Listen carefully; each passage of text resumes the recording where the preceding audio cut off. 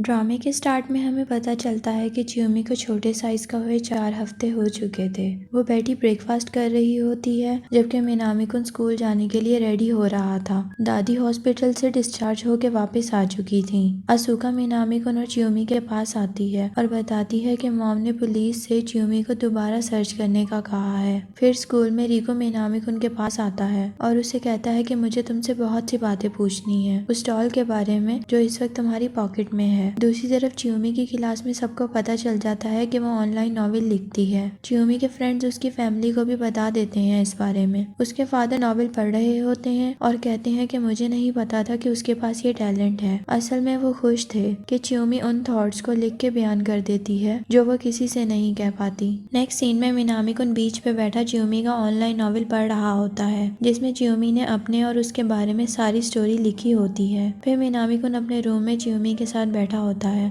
तो उससे मिलने रिको आ जाता है और वो वहाँ चियोमी का बेड देख लेता है और वो कहता है कि तुम्हारी डॉल इसी में सोती है ना रात में। तो मिनामी-कुन कहता है कि मैं इसमें हैंड टॉवेल्स रखता हूँ। रिको कहता है कि मैंने तुम्हारी पॉकेट में चियोमी को देखा था जो बाहर देख रही थी और वो कहता है कि तुमने उसकी डॉल को कितना रियल बनाया है। असल में रिको चियोमी को अब भी एक डॉल समझ रहा था। फिर वो पूछता है कि तुम चियोमी को लाइक करते हो, तुमने चियोमी की इतनी परफेक्ट डॉल इसलिए बनाई है क्योंकि तुम उसे पसंद करते हो। रिको कहता है कि चियोमी के नॉवेल में बिग गाय तुम हो। फिर वो मिनामी-कुन को कहता है कि मुझे अपनी डॉल दिखाओ। रिको उसके रूम में डॉल को ढूंढने लगता है तो मिनामी-कुन उसे रोकता है और यूं वो दोनों नीचे गिर जाते हैं। फिर रिको को चियोमी को दिया हुआ रैबिट का ब्लू ड्रेस नजर आता है जो उसने गिफ्ट के तौर पे दिया था। रिको कहता है कि मुझे चियोमी को देख लेने दो, तुम जानते हो कि वो कहाँ है। मिनामी-कुन कहता है कि ये इम्पॉसिबल है। फिर रिको कहता है कि अगर तुमने नॉवेल पढ़ा हो तो तुम्हें पता चले कि चियोमी वन साइडेड लव रिलेशनशिप में है। तुमने उसे अपनी फीलिंग्स का नहीं बताया। अगर तुम उससे प्यार करते हो तो उसे बता दो।